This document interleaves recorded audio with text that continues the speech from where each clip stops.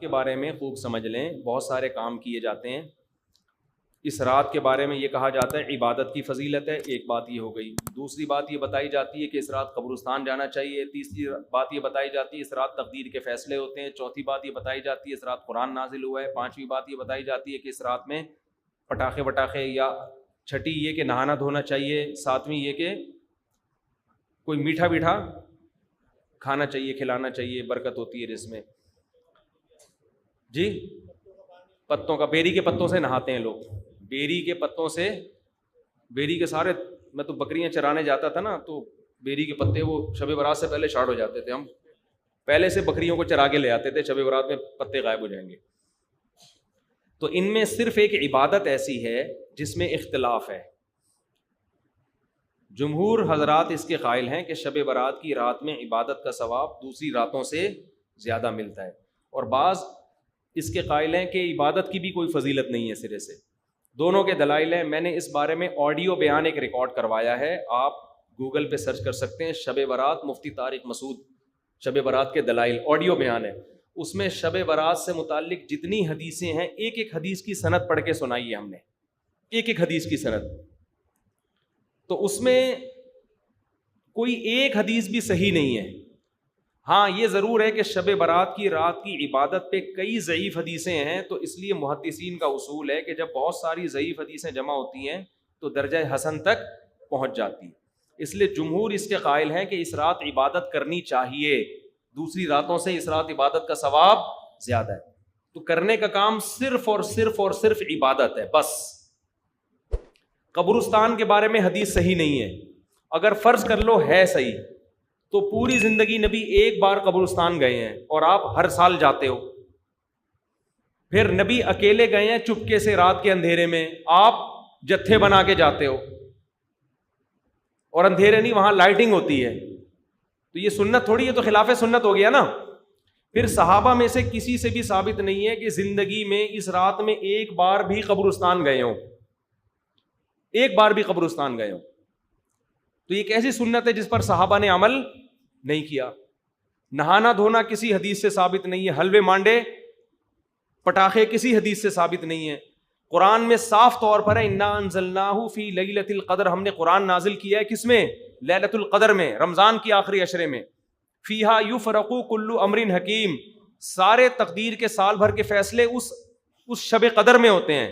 تو اتنی واضح قرآن کی آیتیں موجود ہیں، تو شب برات کے بارے میں ایسی روایتیں موجود نہیں ہیں، سمجھتے ہو؟ اس لیے بعض ائمہ اس کے قائل ہے کہ بعض رافضیوں نے، بعض لوگوں نے لیلۃ القدر جو ہے نا رمضان کے آخری عشرے میں ہوتی ہے، اس رات کی ویلیو کو گھٹانے کے لیے اس کی اہمیت بڑھائی ہے، تاکہ اس رات کی ویلیو کیا ہو جائے؟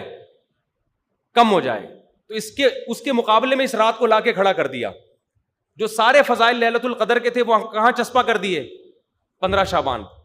قرآن کہہ رہے ہیں واضح طور پہ ہم نے لیلۃ القدر میں قرآن نازل کیا۔ شب برات والے کیا کہتے ہیں؟ 15 شعبان کو نازل کیا، وہ کہتے ہیں اس میں بھی کیا، اس میں بھی کیا، پھر تعویلات کی جاتی ہیں۔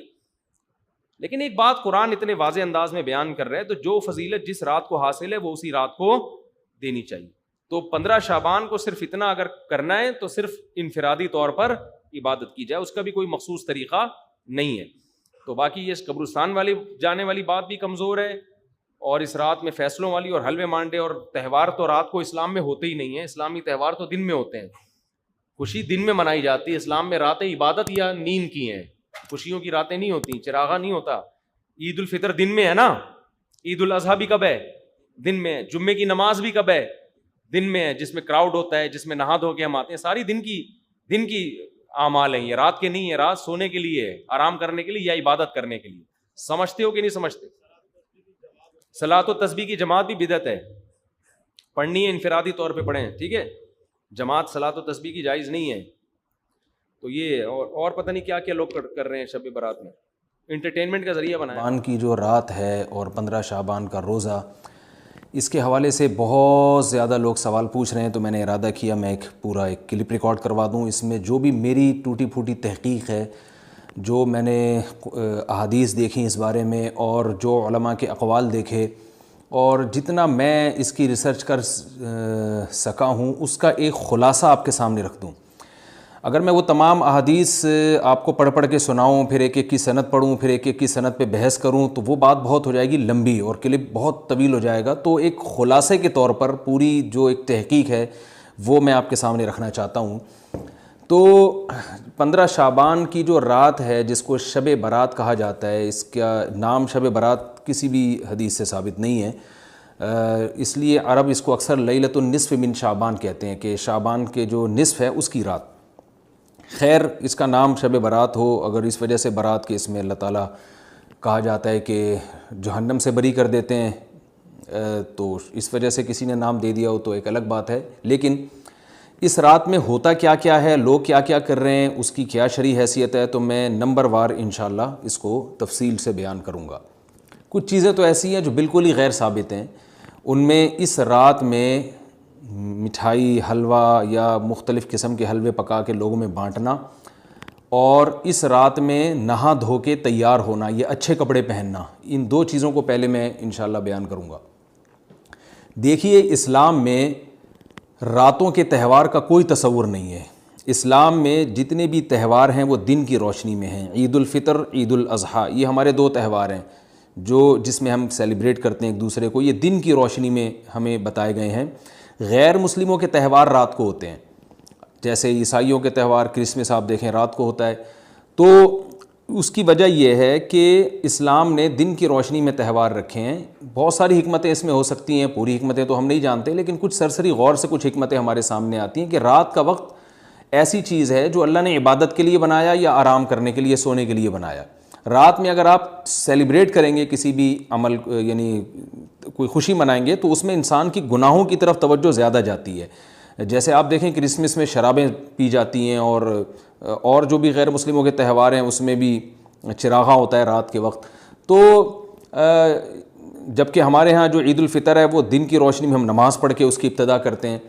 تو آپ کہہ سکتے ہیں کہ شب برات کو کوئی تہوار تو نہیں مانتا. تو دیکھیں، تہوار زبان سے ماننا ضروری نہیں ہے. آپ اپنے عمل سے جب کوئی ایسا کام کرتے ہیں جو تہواروں میں کیا جاتا ہے، تو اس کا مطلب یہ ہوا کہ آپ اس کو تہوار مان رہے ہیں، یعنی آپ اس کو ایک خوشی کا دن مان رہے ہیں.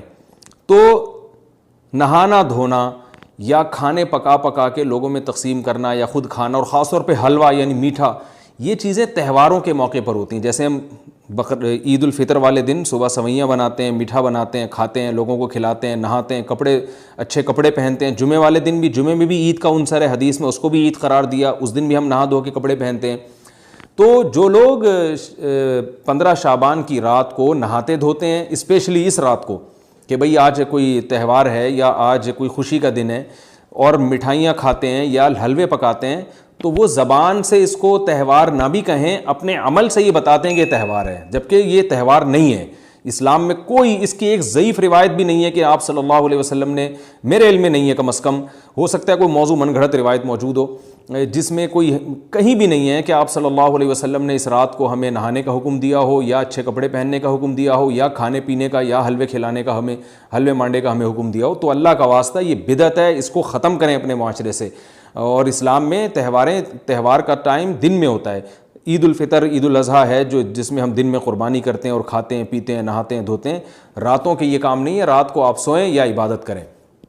تو ایک چیز تو یہ تھی جو میں بتانا چاہ رہا تھا. دوسری چیز، اس رات کو قبرستان جانا.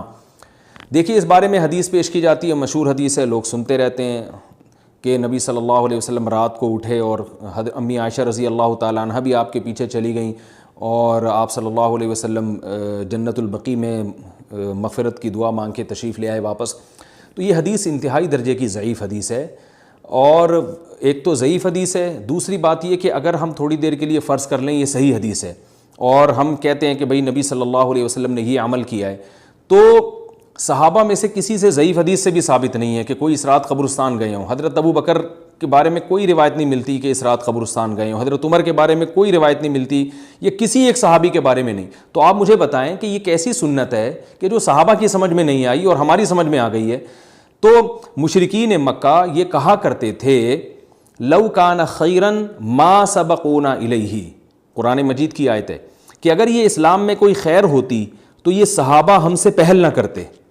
یہ صحابہ نے ہم سے پہل کیا ہے، اس کا مطلب ہے یہ اسلام خیر کا کام نہیں ہے. تو مشرکین کو صحابہ سے چونکہ نفرت تھی، اس لیے کہتے تھے کہ یہ چونکہ اسلام کو فالو کر رہے ہیں تو یہ اس کی علامت ہے کہ اسلام خیر نہیں ہے، کیونکہ خیر میں تو ہم صحابہ سے آگے ہوتے ہیں، اپنے بارے میں ان کا یہ اس خوش فہمی میں مبتلا تھے وہ. لیکن ہماری رائے کیا ہے؟ ہم یہ کہتے ہیں کہ لو کان خیرن لسبقونا الیہ، وہ کہتے تھے لا سبقونا، ہم کہتے ہیں لسبقونا، کہ اگر کوئی بھی خیر کا کام ہے تو صحابہ ہم سے ضرور اس میں پہل کریں گے. یہ ہو نہیں سکتا کہ خیر کا کام ہم کریں اور صحابہ نے نہ کیا ہو. تو اسی طرح میں یہ عرض کرتا ہوں کہ دیکھیں اگر قبرستان جانا اس رات میں سنت عمل ہوتا تو صحابہ یقیناً جایا کرتے. کوئی ایک صحابی تو گیا ہو، یہ کیسی بات ہے جو صحابہ کی سمجھ میں نہیں آئی اور ہماری سمجھ میں آ رہی ہے اور ہم قبرستان جا رہے ہیں اس رات کو. چلیں اگلا اسٹیپ تھوڑی دیر کے لیے فرض کر لیتے ہیں کہ نبی صلی اللہ علیہ وسلم جو ایک رات قبرستان گئے، فرض کر لیں وہ حدیث بھی صحیح ہے، یہ بھی فرض کر لیں کہ صحابہ اگرچہ نہیں گئے مگر ہم صحابہ سے بھی زیادہ آگے نکلنے کی کوشش کرتے ہیں اور صحابہ کو سمجھ میں نہیں آیا، ہمیں سمجھ میں آ گیا. تو چلیں فرض کر لیں تھوڑی دیر کے لیے کہ اس رات کو جانا ہم سنت مان لیتے ہیں، آپ کے دلائل ہم مان لیتے ہیں اور صحابہ کی سمجھ میں نہیں آئے لیکن ہماری سمجھ میں زیادہ آ رہا ہے، ہم فرض کر لیتے ہیں، مان لیتے ہیں کہ اس رات قبرستان جانا سنت ہے. تو آپ مجھے بتائیں نبی نے جو عمل جس طرح سے کیا ہو اس طرح سے سنت ہوگا یا آپ اپنی طرف سے، جس کو ہم پشتوں میں کہتے ہیں اخپل طریقے سے کرنا سنت ہے؟ نبی نے فجر کی 2 رکعتیں پڑھی ہیں اور ہر رکعت میں 2 سجدے کیے ہیں. آپ اگر فجر کی 3 رکعتیں پڑھیں گے تو کیا نماز ہو جائے گی آپ کی؟ اب آپ دلیل میں یہ کہیں کہ نبی نے فجر کی نماز پڑھی ہے تو مجھ پر بھی لازم ہے. تو بھائی نبی نے پڑھی ہے تو جیسے نبی کے پڑھنے سے آپ پر پڑھنا لازم ہو گیا تو جس طرح سے پڑھی ہے اسی طرح پڑھنا لازم ہوگا، اخپل طریقے سے پڑھنا لازم نہیں ہوگا. تو اسی طرح یاد رکھیں، فرض کر لیں کہ نبی قبرستان گئے ہیں اور یہ قبرستان جانا سنت ہے، تو نبی کس طرح گئے ہیں اور کتنی دفعہ گئے ہیں؟ نبی رات کو چپکے سے اٹھ کے گئے ہیں، کوئی کسی کو آپ نے جمع نہیں کیا، کسی کو بتایا تک نہیں، جو اس حدیث سے پتہ چل رہا ہے ہمیں، اگرچہ یہ ضعیف حدیث ہے لیکن فرض کر لیں یہ صحیح ہے. تو کہیں پتہ بھی نہیں چل رہا، چپکے سے قبرستان گئے اور چپکے سے واپس آئے اور پوری زندگی میں ایک دفعہ گئے. جبکہ ہمارے ہاں ہر سال قبرستان میں لوگ جا رہے ہیں، جب بھی شب برات آتی ہے لوگ قبرستان جاتے ہیں ہر سال. نبی ایک دفعہ گئے اور آپ ہر سال جا رہے ہیں. نمبر 2، جاتے جتھوں کی شکل میں، نبی تو چپکے سے گئے ہیں. تو آپ رات کو 2-2:30 بجے ذرا چپکے سے اٹھیں اور تنہائی میں جب قبرستان میں وحشت ہو اور اندھیرا ہو اور وہاں قبرستان جائیں، اتنا دم ہے آپ میں، تو ہم کہیں گے بھئی آپ نے نبی کی سنت کو زندہ کیا ہے. لیکن آپ تو جتھوں کی شکل میں جا رہے ہیں، نہا دھو کے جا رہے ہیں، خوشبو لگا کے جا رہے ہیں، تیار ہو کے جا رہے ہیں، اور جو کچھ وہاں خرافات ہو رہی ہیں قبرستان میں وہ تو ساری دنیا کو معلوم ہے. میلے ٹھیلے لگے ہوئے ہیں وہاں پہ، گولے گنڈے بک رہے ہیں، برگر بک رہے ہیں، گول گپے بک رہے ہیں وہاں پہ، اور پھول الگ بک رہے ہیں، ہار پھول قبروں پہ چڑھانے کے لیے. کیا بدماشی ہے یہ، کیا منہ دکھائیں گے رسول اللہ صلی اللہ علیہ وسلم کو قیامت کے دن؟ آپ کے سامنے کیا وہ حدیث نہیں ہے کہ نبی صلی اللہ علیہ وسلم نے فرمایا کہ روایت میں آتا ہے کہ کچھ لوگ قرب میدان حشر میں آئیں گے تو ان کے چہرے ایسے ہوں گے جیسے میری امت کے چہرے ہوتے ہیں، میری امت کی شکل ہوتی ہے. حدیث کا مفہوم میں بیان کر رہا ہوں. تو جب وہ حوض کوثر کا پانی پینے کے لیے میرے پاس آئیں گے تو فرشتے ان کو بھگائیں گے، سحقن سحقن. تو آپ صلی اللہ علیہ وسلم پوچھیں گے یہ تو میری امت ہے، آپ تو فرشتے کیا کہیں گے کہ یہ آپ کی وہ امت ہے جنہوں نے آپ کے دنیا سے جانے کے بعد دین میں ایسی چیزیں ایجاد کر لی تھیں جن کا آپ نے حکم نہیں دیا. تو آپ کیا فرمائیں گے؟ سحقن سحقن، دور کرو ان سے. تو ایسا نہ ہو کہ ہم قیامت کے دن رسول اللہ صلی اللہ علیہ وسلم کی شفاعت سے محروم ہو جائیں. تو اللہ کا واسطہ قبرستان مت جائیں اس رات، گھر میں بیٹھیں آرام سے، یہیں بیٹھ کے میت کے لیے مغفرت کی دعا کریں. اور اگر آپ سمجھتے نہیں یہ حدیث بالکل صحیح ہے اور جانا لازمی ہے تو پھر تنہائی میں جائیں، ایسے قبرستان کا انتخاب کریں جہاں آپ کے علاوہ کوئی بھی نہ ہو، اور پھر چپکے سے جائیں اور پتلی گلی سے واپس آ جائیں آپ. اگرچہ ہم تو اس کو بھی نہیں مانتے لیکن اگر کرنا ہے تو پھر اس طریقے سے عمل کریں اگر آپ حدیث کو فالو کرنا چاہتے ہیں آپ اپنے خیال کے مطابق. تو یہ 2 باتیں ہو گئیں. ایک تیسری چیز کیا ہے؟ کیا قرآن اس رات میں نازل ہوا ہے اور تقدیر کے فیصلے اس رات میں ہوتے ہیں؟ دیکھیے قرآن میں 2 جگہ اللہ نے اس مضمون کو بہت وضاحت سے بیان کیا. ایک سورہ دخان میں انا انزلناہ فی لیلۃ مبارکہ کہ ہم نے اس کو مبارک رات میں نازل کیا، اور اللہ نے فرمایا فیہا یفرق کل امر حکیم، اس میں حکمت والے فیصلے ہوتے ہیں اس رات میں. دوسری جگہ 30ویں پارے میں سورہ قدر میں اللہ نے فرمایا انا انزلناہ فی لیلۃ القدر، ہم نے اس قرآن کو لیلۃ القدر میں نازل کیا، اور اس میں بھی اللہ نے فرمایا تنزل الملائکۃ فیہا کہ فرشتے اس رات میں اترتے ہیں باذن ربہم من کل امر، تمام قسم کے معاملات لے کے. تو یہاں بھی اللہ بتا رہے ہیں کہ جو 1 سال کے فیصلے جس رات میں ہوتے ہیں اور فرشتوں کے حوالے کیے جاتے ہیں وہ رات اور قرآن کے نازل ہونے والی رات ایک ہی ہے، یہ الگ الگ راتیں نہیں ہیں. اور سورہ قدر میں اللہ نے فرما دیا واضح لفظوں میں کہ وہ لیلۃ القدر کی رات ہے.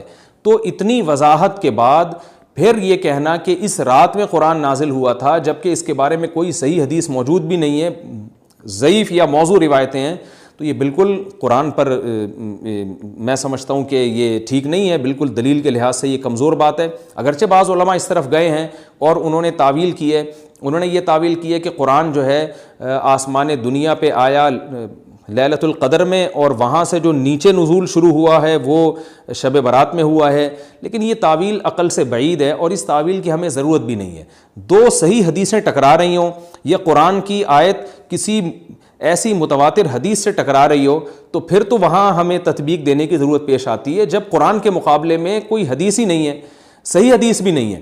حالانکہ قرآن کے مقابلے میں تو فقہا کہتے ہیں کہ اگر صحیح حدیث بھی ہو، متواتر نہ ہو، صحیح حدیث بھی ہو تو وہ بھی ظنی ہوتی ہے، تو اس حدیث کو رد کیا جائے گا، قرآن میں تعویل نہیں کی جائے گی۔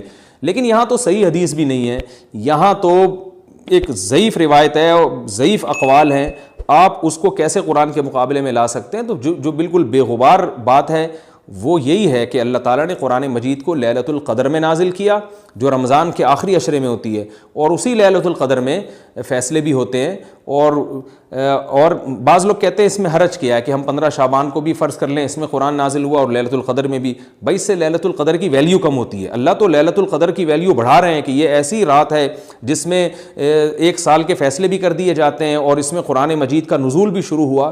تو جس رات کو اللہ نے جو پروٹوکول دیا ہے وہی پروٹوکول اس کو دینا چاہیے، آپ اس کو کسی اور رات کو نہ دیں وہ پروٹوکول۔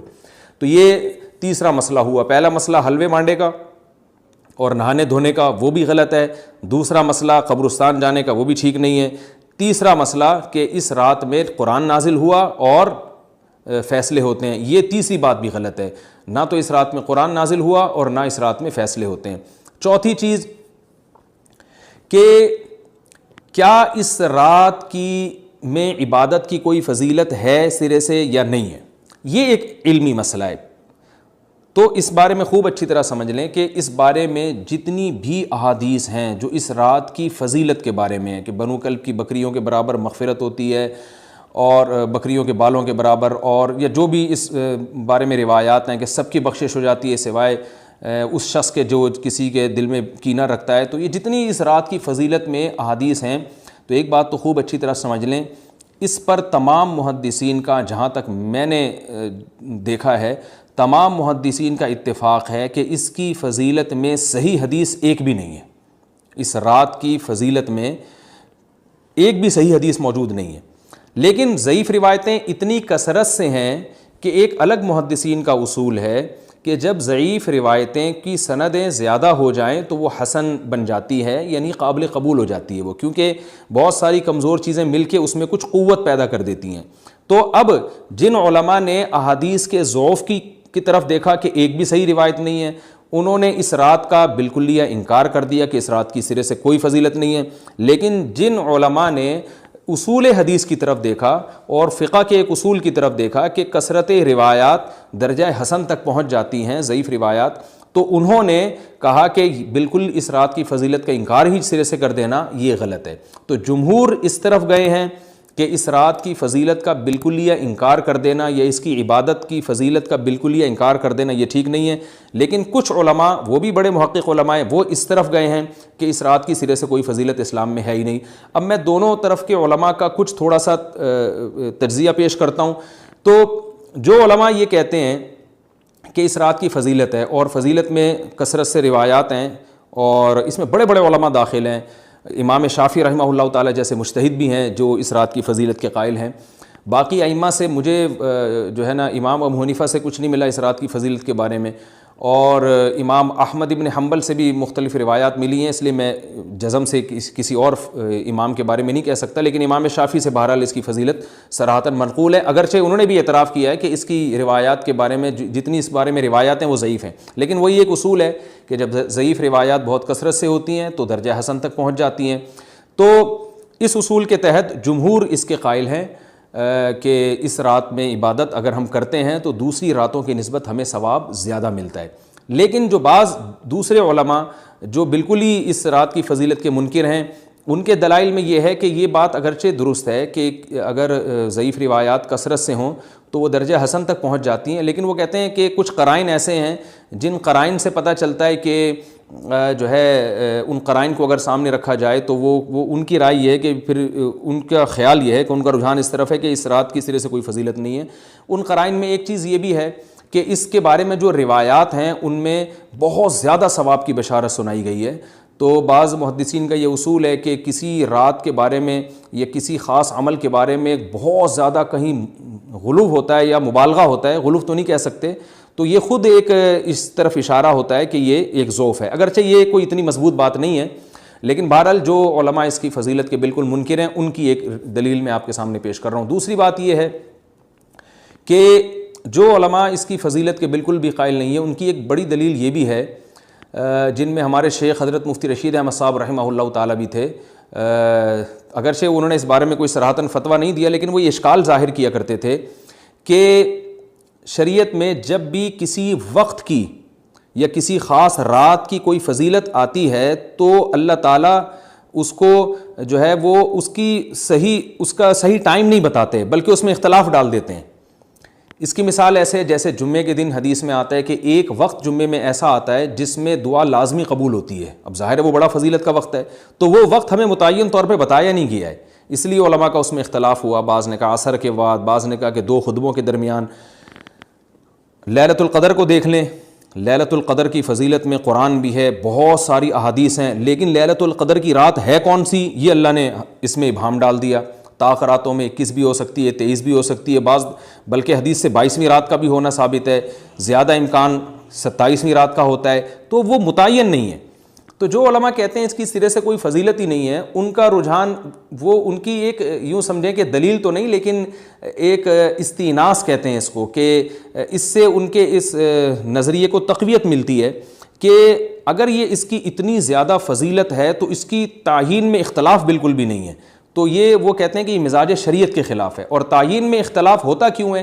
علماء نے یہ بیان کیا اگر لیلۃ القدر کو متعین طور پہ بیان کر دیا جاتا نا کہ یہی لیلۃ القدر ہے تو بہت ساری اس میں جو ہے نا حکمتیں فوت ہو جاتی، جن میں ایک یہ بھی کہ اس رات میں جہاں عبادت کا ثواب بہت ہے گناہ کا عذاب بھی بہت ہے، پھر اگر اس رات میں کوئی گناہ کرتا تو وہ اللہ کے عذاب سے نہ بچ پاتا، کیونکہ وہ اللہ متعین کر دیا کہ یہ لیلۃ القدر ہے، تو کیسے تم اس میں گناہ کر رہے ہو؟ اب معاملہ اللہ نے مبہم رکھ دیا کہ بھئی یہ بھی ہو سکتی ہے تو اگلے دن بھی ہو سکتی ہے۔ اور ایک فائدہ یہ بھی اس میں رکھا متعین نہ کرنے میں کہ لیلۃ القدر انہی کو ملے جو تلاش کریں، جو پورا عشرہ جاگیں گے ان کو لیلۃ القدر ملے گی۔ اگر اللہ اسپیسیفک دن بتا دیتا کہ 21ویں ہے، 23ویں ہے یا 25ویں ہے یا 22ویں ہے تو بہت سارے لوگوں کو لیلۃ القدر مل جاتی، تو اللہ نے جو مبہم رکھا ہے نا تو ایک رات کی فضیلت اللہ نے بڑھا دی مگر اس کی تعیین میں ابہام پیدا کر دیا تاکہ جو پورا عشرہ جاگے گا اسی کو لیلۃ القدر ملے گی، اس کے علاوہ ہر آدمی کو نہ ملے۔ وہ ایک اللہ کی ایک حکمت ہو سکتی ہے اس میں۔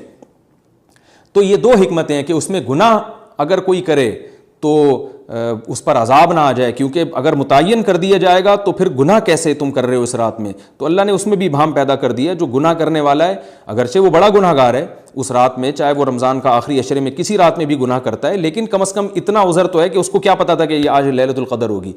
تو جو 15 شعبان کی رات ہے اس کی بہت زیادہ فضیلت ہے، تو پھر یہ رات کو متعین کیوں کر دیا گیا؟ یہ ان علماء کی دلیل میں بیان کر رہا ہوں جو اس کی فضیلت کے بالکل بھی قائل نہیں ہیں، لیکن بہرحال حقیقت یہ ہے کہ جمہور علماء اس کی فضیلت کے قائل ہیں، کیونکہ یہ جو میں نے دلائل دیے کہ وہ علماء جو اس کی فضیلت کے سرے سے منکر ہیں ان کے یہ دلائل کو ہم دلیل نہیں کہیں گے بلکہ استئناس کہیں گے، کہ استئناس کہتے ہیں کہ ایک چیز استدلال نہیں ہے بلکہ ان اپنے نظریے کی تقویت کے طور پر ایک چیز کو پیش کر دینا جس سے یہ لگتا ہو کہ واقعی یہ صحیح کہہ رہے ہیں، اس کو استئناس کہتے ہیں، میں جو آسان لفظوں میں سمجھانے کی کوشش کر رہا ہوں۔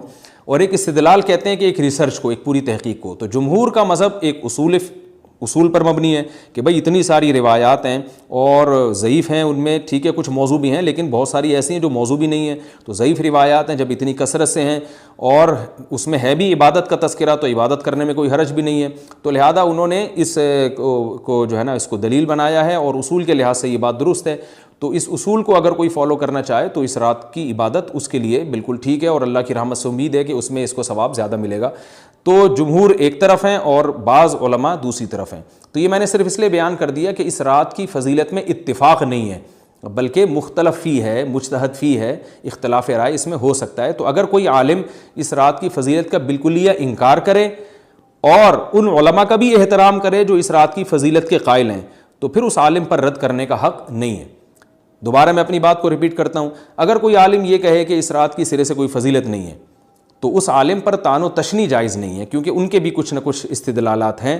ہاں، اگر کوئی عالم اس رات کی فضیلت کا انکار کر کے جمہور کے مذہب کو بالکل غلط قرار دیں اور اس عمل کو یہاں اس رات کی عبادت کو بالکل بدعت قرار دیں، اور جو اس رات میں عبادت کر رہے ہیں یا اس کی فضیلت کے قائل ہیں ان کو بدعتی قرار دیں، تو یہ غلو ہو جائے گا، یہ زیادتی ہو جائے گی، جو کہ بالکل غلط ہے۔ کیونکہ جب دونوں طرف دلائل ہیں تو اعتدال والی رائے اختیار کرنی چاہیے، اور کسی ایک طرف بہت زیادہ جھکاؤ یا کسی ایک کو 100% غلط قرار دے دینا، بدعتی قرار دے دینا، یہ درست نہیں ہے۔ جو ہماری قوم میں ایک مزاج ہے کہ بس اپنی رائے کو مسلط کرتے ہیں اور دوسرے کی رائے کو مانتے ہی نہیں۔ تو عوام کے لیے کیا ہے؟ لوگ کہتے ہیں مفتی صاحب کنفیوز کر دیا آپ نے، تو لٹکا کے چھوڑ دیا ہمیں۔ بھائی میں کنفیوز نہیں کر رہا، عوام جمہور کے مذہب کو فالو کرے گی، جمہور میں بڑے بڑے علماء ہیں، وہ اس کی فضیلت کے قائل ہیں، اور وہ اس کے قائل ہیں کہ اس رات میں عبادت کرنی چاہیے، تو آپ جمہور کے مذہب کو فالو کر سکتے ہیں۔ تو اب یہ بات تو ہو گئی، جمہور کا مذہب میں نے آپ کو بتایا کہ وہ اس رات میں فضیلت کے قائل ہیں کہ اس رات میں عبادت کرنی چاہیے، لیکن کیسے کرنی چاہیے اس پر تمام علماء کا اتفاق ہے کہ مسجد میں جتھے بنا کے جانا یا اجتماعی عبادت کرنا یہ بالکل بدعت ہے، بالکل ناجائز ہے۔ اسی طرح کوئی مخصوص قسم کی نماز پڑھنا کہ پہلی رکعت میں یہ والی صورت، تو دوسری میں یہ والی صورت، تو تیسری میں یہ والی صورت، یہ بالکل بدعت ہے۔ صلاۃ التسبیح کی جماعتیں بدعت ہیں۔ تو ایک ہی راستہ ہے آپ کے پاس، آپ عبادت کرنا چاہتے ہیں تو انفرادی طور پر ایسے عبادت کریں جیسے عام دنوں میں آپ عبادت کرتے ہیں، یہ ویسے ہی نماز پڑھیں جیسے عام دنوں میں نماز پڑھتے ہیں۔ کوئی مخصوص صورتیں، مخصوص رکعتیں نہیں ہیں، جتنی اللہ توفیق دے تنہائی میں آپ 2 رکعتیں، تہجد کی 4 رکعتیں، 6 رکعتیں، 8 رکعتیں، 16 رکعتیں، جتنی اللہ توفیق دے آپ رات کو کھڑے ہو کر انفرادی نماز پڑھیں، دعائیں مانگیں اللہ تعالیٰ سے، قرآن کی تلاوت کریں، تسبیحات کریں، جتھے نہ بنائیں مسجد میں، چراغاں نہ کریں، بتیاں نہ لگائیں، قبرستانوں پہ رش نہ کریں، یہ سب ناجائز اور سب حرام ہے، گناہ ہے، اس کا اسلام میں کوئی تصور نہیں۔ کرنا ہے تو صرف ایک کام آپ کر سکتے ہیں کہ صرف عبادت کریں، اور اللہ کی رحمت سے امید کی جا سکتی ہے کہ اللہ تعالیٰ اس رات میں آپ کو عبادت کا دوسری راتوں کی نسبت ثواب عطا فرمائے گا، کیونکہ آپ اگر جمہور علماء کو فالو کر رہے ہیں تو ہمیں یعنی جن کے پاس علم نہیں ہے تو ان کو علماء ہی کو فالو کرنے کا اللہ نے حکم دیا ہے، تو آپ جمہور علماء کی رائے پر عمل کرتے ہوئے اگر عبادت کرنا چاہیں تو اللہ کی رحمت سے امید ہے کہ انشاءاللہ آپ کو ثواب ملے گا۔ لیکن عبادت کا کوئی مخصوص طریقہ ہرگز نہیں ہے۔ پمفلیٹ بٹ رہے ہوتے ہیں کہ یہ والی صورت پڑھنے سے یہ ہو جائے گا، تو یہ والی صورت پڑھنے سے یہ ہو جائے گا، یہ بالکل غلط ہے۔ تو انفرادی عبادت ہوگی اور ایسے ہی عبادت کا طریقہ ہوگا جیسے پورے سال ہوتا ہے، نماز اسی طرح پڑھی جائے گی جیسے پورے سال پڑھی جاتی ہے، دعائیں مانگی جائیں گی، اپنے طور پر اجتماعی سطح پہ کوئی عمل نہ کیا جائے۔ اللہ تعالیٰ سے دعا ہے کہ اللہ تعالیٰ ہمیں سمجھنے